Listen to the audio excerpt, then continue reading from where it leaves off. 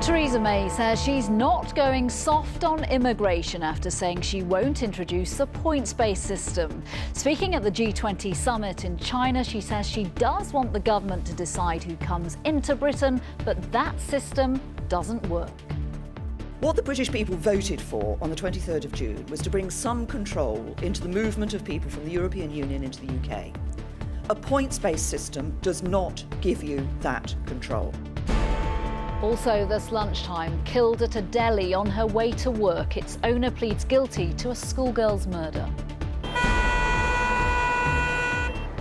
Blockades back at Calais, a new protest about the town's migrant camp.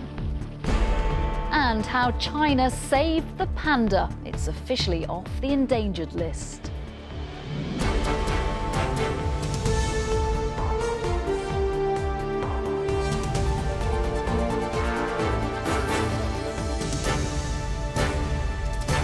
This is ITV News with Nina Hussain. Good afternoon. The Prime Minister has defended her decision not to use a points-based system to control EU immigration. Speaking at the G20 conference of world leaders in China, Theresa May dismissed the criteria-based system, saying it doesn't work. But she stressed she did want the government to decide who comes into the country. She didn't offer an alternative or indeed any more details about what Brexit will actually look like, despite demands from other leaders at the summit. Our deputy political editor, Chris Shipp, reports. Of all the leaders at this summit, you could not say in the group photo that Theresa May was front and centre. In fact, you have to wait some time for her to appear on the left of your screen, some distance from the Chinese host and Barack Obama and the German leader Angela Merkel. It was the Australians who held out the friendliest hand at this G20, promising cooperation on a trade deal when we leave the EU. Australia is determined to provide Britain with all of the support and assistance that we can. We are such great friends, such strong allies. It will be a complex and challenging process leaving the European Union, but I'm very clear that it doesn't mean we're going to be inward-looking. In fact, we want to be even more outward-looking around the whole of the world. But Australia is our 14th biggest export market. The biggest, the United States, was less positive here. And then there was the warning from Japan that Japanese companies are in the UK because they want access to the EU's single market, rather than being dumped outside it.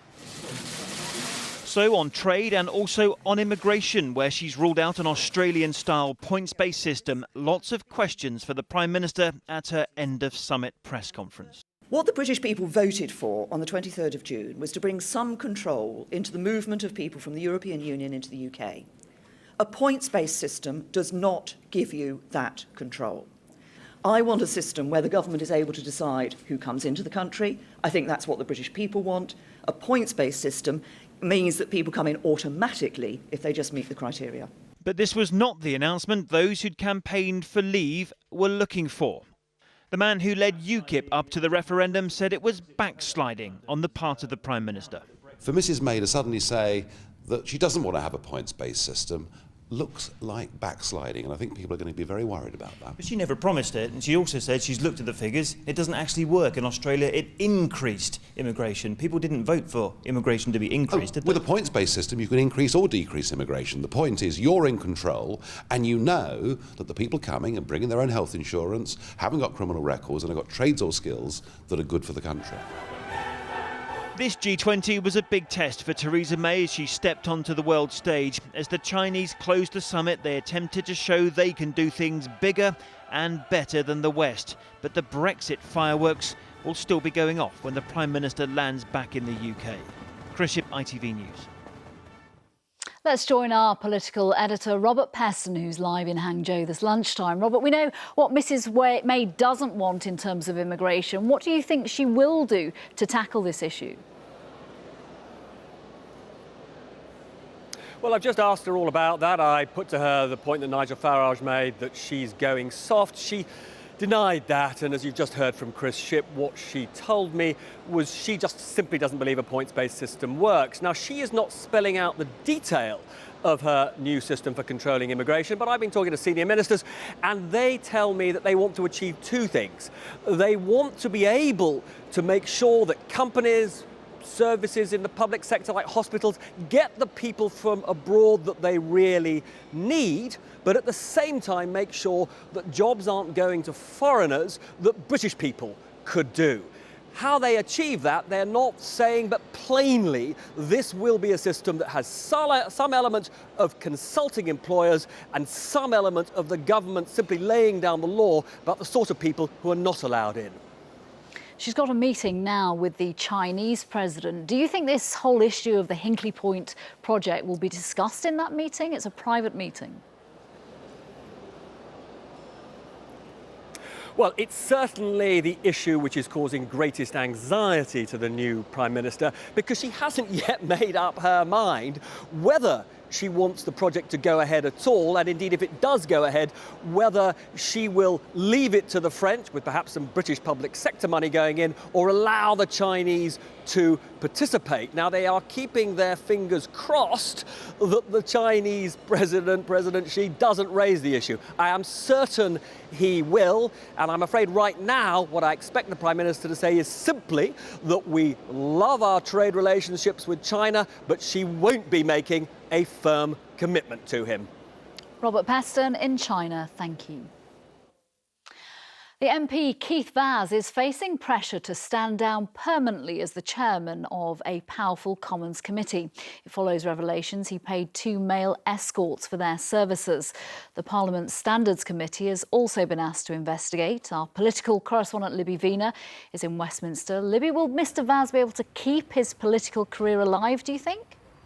Well, the chair of the Home Affairs Committee is a very important role in Parliament, and I think it is very difficult to see how Mr Vaz can continue in that role given these allegations in a Sunday newspaper suggesting that he paid for sex with 2 male escorts. I think that there will be increasing pressure for him to consider his position. He stood aside temporarily, for him to stand aside permanently. One Conservative MP, a fellow Leicestershire MP, has spoken out this morning.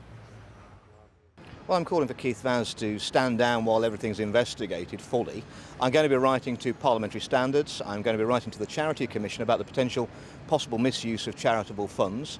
And I'm also going to be writing to the Metropolitan Police. I think there could be potentially a criminal investigation. Well, of course, there is no suggestion that Mr Vaz has been involved in any criminal activity or that money from his charity has been used in connection with these allegations. Nevertheless, I think that his position is extremely difficult politically. A fellow member of the Home Affairs Select Committee this morning, though, said that he should be given a chance to give his side of the story. Well, we've seen one side of a story in a Sunday newspaper, and I think if we let the Sunday newspapers to sit as judge and jury on what may or may not have happened in any particular case, that wouldn't be fair. I think it's important that we have a conversation with him to hear his side of the story before expressing any particular view. I think the big question is, has there been a conflict of interest? The Home Affairs Select Committee has been investigating whether prostitution should be legalised, and Mr Vaz has said that he is in favour of that. I think there will be questions as to whether he can carry on in the light of these allegations that he himself paid for sex. Libby Vina, thank you.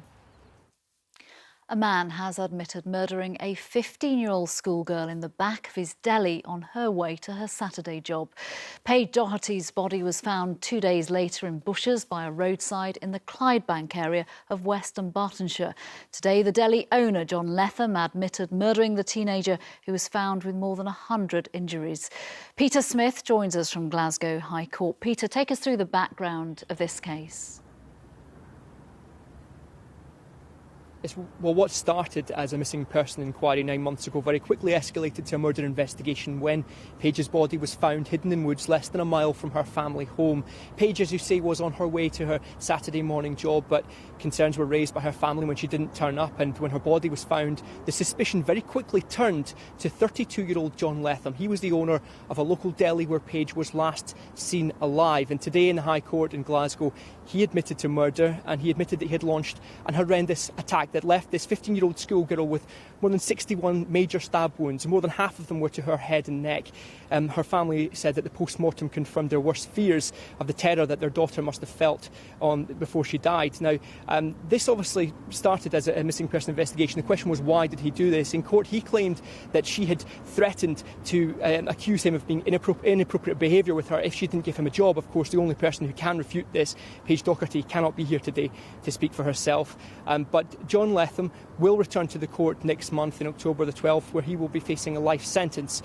This, of course, was a crime that affected many people in her community, and many people from the Clydebank area west of Glasgow were here today, and they left. No one was saying anything, but you could tell that they were deeply distressed by hearing the details of this murder. Peter Smith in Glasgow, thank you. Marks & Spencer has confirmed it's axing 525 jobs at its head office to help reduce costs. The cuts will include 400 permanent staff at its central London office, including IT and logistic roles. It comes less than 2 months after a plummet in sales. And a quarter of supermarket-bought chicken contains E. coli, according to a new study. The superbug is resistant to antibiotics and can lead to sickness, diarrhoea, and can be fatal. Scientists from Cambridge University studied 92 products from 7 of the major supermarkets and found 22 tested positive. In France, lorry drivers and farmers are blocking the main motorway into Calais in a protest calling for the closure of the town's migrant camp. Convoys of trucks have left Dunkirk and Boulogne on the A16 motorway towards Calais on a go-slow. Local traders and unions are taking part in the demonstration, which is causing travel problems for cross-channel travellers. Our correspondent Dan Rivers is there and has just sent this report. This is the A16, one of the main auto routes through northern France. If you're thinking of trying to go through one of the ports in Calais or the Channel Tunnel, think again. This is the scene this lunchtime. Hundreds of protesters blocking this road, furious at what they say are years of inaction by both the British and French governments, failure to properly give security to drivers on this road. They are angry at the numerous attacks they say that are getting more and more frequent on both lorry drivers and normal motorists, and they say it's time it stopped.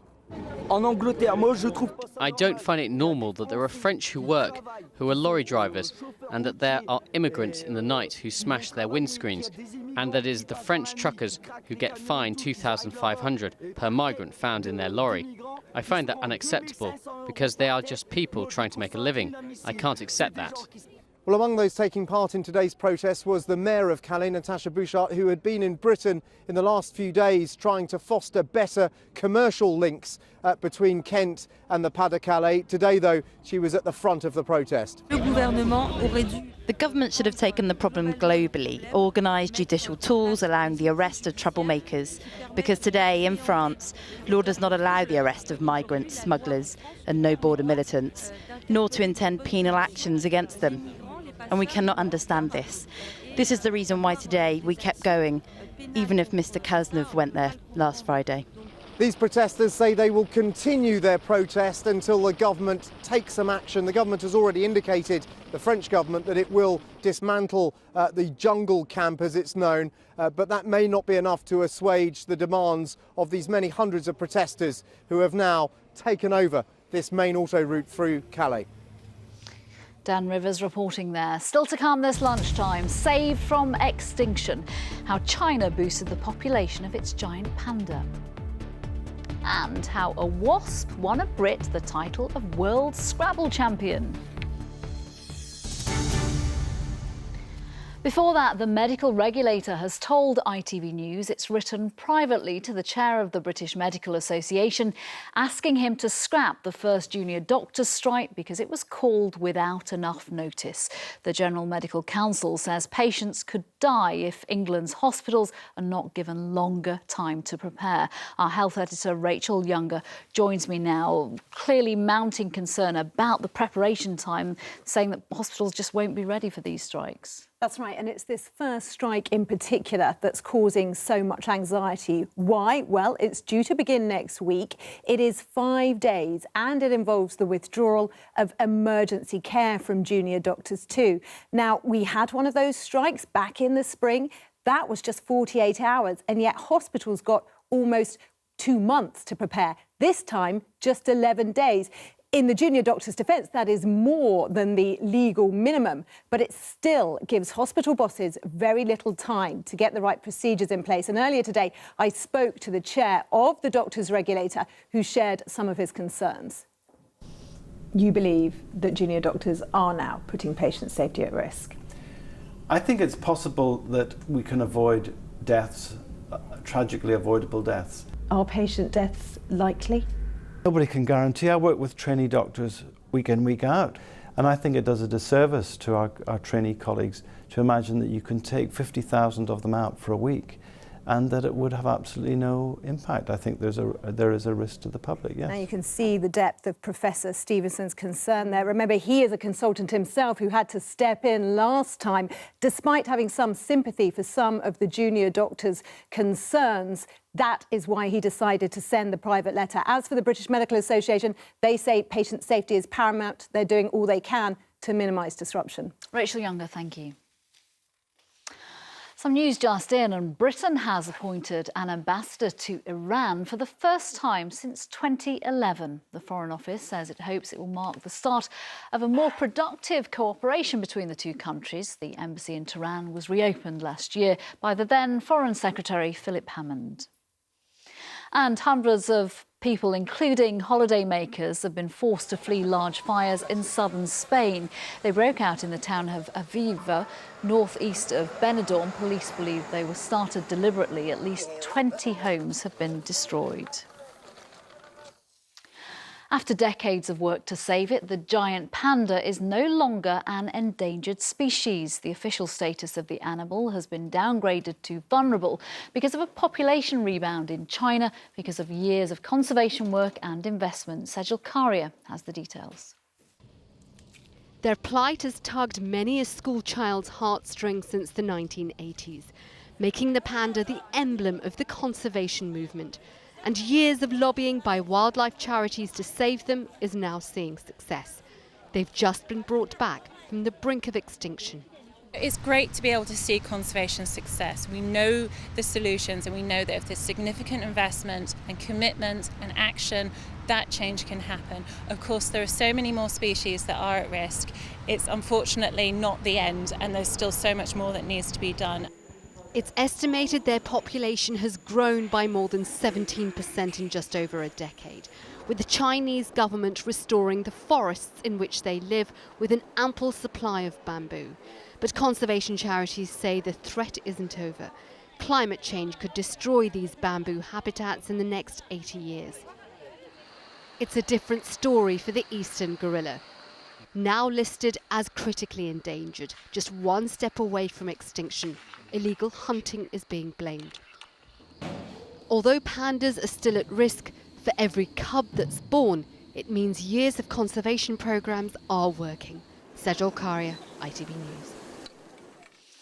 Tennis now, and Britain's Kyle Edmund's run in the US Open has come to an end as he was beaten by the world number 1, Novak Djokovic. It was the first time the world number 84 had reached the last 16 of a Grand Slam, but he was outclassed throughout by the defending champion. Djokovic will play Jo-Wilfried Tsonga in the quarter-finals. Andy Murray is the last Briton left in the competition. He plays Grigor Dimitrov of Bulgaria later today. Finally, the British man who won the ultimate war of words. 2 years ago, Brett Smitherham from East London reached the quarter-finals of the World Scrabble Championship. On Sunday, he made it all the way to be crowned winner with a word for a type of wasp. I am delighted to say he joins me now. So, Brett, what was your winning word? Well, the winning play was brackenid. It wasn't actually the final move of the game. However, it scored me 176 points, and it basically put my opponent on the back foot, so he was chasing for the rest of the game. This is your winning board, isn't it? Yes. Now, tell me, and this is a secret just between us, do you know the meaning of every word you put down when you're playing in such a competition? I don't know the meaning of every word I put down. However, I'm a little bit of an oddity among Scrabble players. A lot of Scrabble players are more mathematicians, so they learn words according to probability. I've always been a little bit more of a linguist, so I have probably a 50% knowledge. So, for example, you see Zerinos, that is the fur of a skunk. Of course it is. I knew that. Everyday use, yes. In terms of your opponent, there's a great story to that as well, because in the final, you faced somebody who was your Scrabble idol, and he was a producer on Countdown. You got through the audition with him, and you told him, if this is correct, that your ambition, your lifelong ambition, was to be the World Scrabble champion. This is right. So I started playing Scrabble when I was 16, and Mark was at a tournament that I was at. He cornered me in the bar and said, "I hear you want to be on Countdown. What would you like to do with your life?" And I said, "I want your title."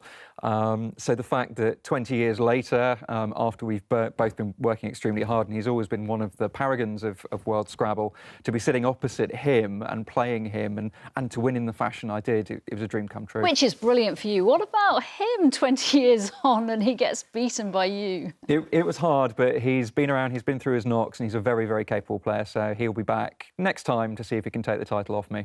What about your family and friends when it's that time of an evening, you're away on holiday or it's Christmas and the board games come out? Yeah. I guess you never get a game with people because surely nobody wants to do that with you. Honestly, I have never played Scrabble in a friendly way. I started playing competitively at school. There was a big club at school, and then very quickly got taken onto the wing of a tournament player and discovered I had a bit of a talent for it. But certainly that youth end at the moment is a very exciting area, and I mean there are a huge number of kids at the World Championship, so I want to see that area grow hugely moving forward. Well, look, congratulations, and thank you very much for coming in with the trophy and your Scrabble board. Thank you very much, Brett. Thank you. A reminder of our main story. The Prime Minister, Theresa May, has defended her decision not to use a points-based system to control EU immigration. Speaking at the G20 summit in China, she said it wasn't the best way to control the number of people coming into the UK. That's it this lunchtime. Mark Austin and Mary Nightingale will be here with the ITV Evening News from everyone here right now. Bye-bye.